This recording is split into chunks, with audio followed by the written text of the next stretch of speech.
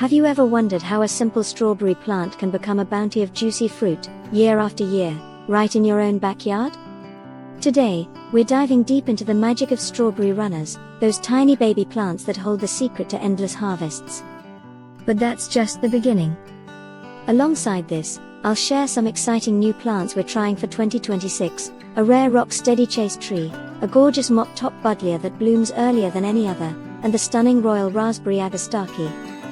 These plants promise to bring vibrant color and life to the garden, and I can't wait to show you how we're making it happen. Let's start with our strawberries. These little powerhouses are absolutely thriving. Just look at all these runners sprawling across the raised beds. It's like they're shouting, "We want to grow."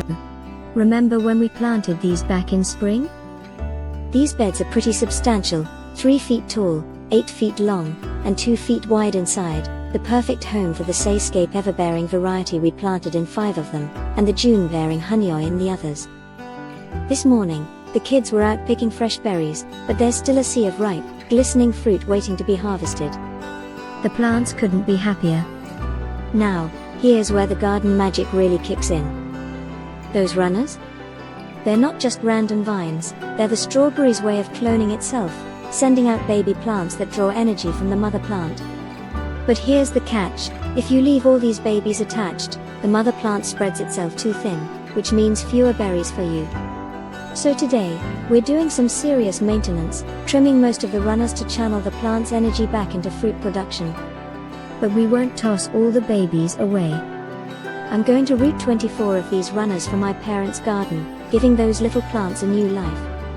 If you zoom in on these runners, you'll see they're almost like strings with tiny plants budding along them, each with its own set of root nubs ready to dig into the soil.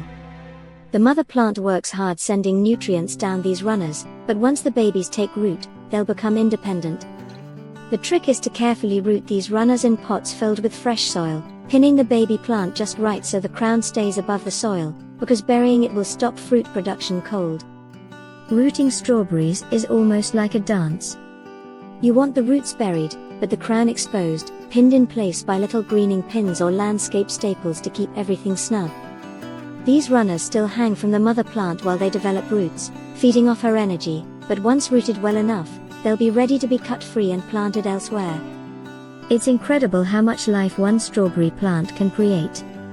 I spent some time carefully untangling these runners and selecting the strongest ones to keep. It's a bit like curating a new generation of strawberry plants, and I want to make sure each one has the best chance to thrive. Once potted and flagged so I can find them easily in the raised beds, they'll get daily watering, essential because with the recent 100-degree heat, moisture is everything.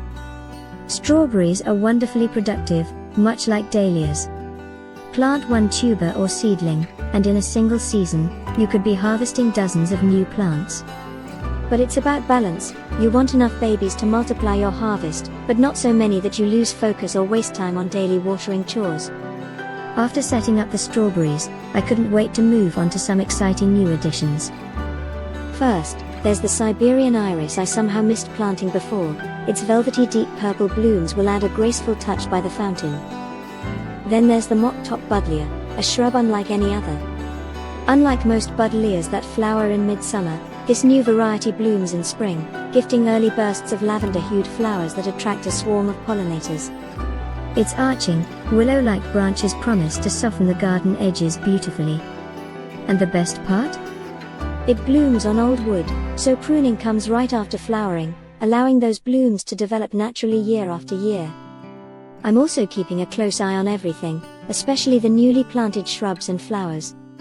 With drip irrigation scheduled to run every other day, supplemental watering will be minimal but crucial during this initial rooting and establishment phase. It takes a few weeks for plants to settle into their new homes and start thriving without extra fuss. Looking at the garden now, I'm filled with anticipation for the seasons ahead. The strawberries are starting their journey toward a bountiful harvest, the rare chaste tree is bursting with promise, and the Buddleia and Agastache stand ready to bring color and pollinators galore.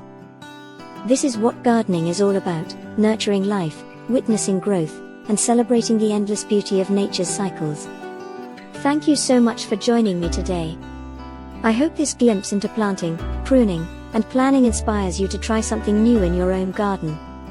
Whether you're rooting strawberry runners or welcoming a new shrub, the joy of watching your garden come alive is unmatched. See you in the next video. Happy gardening.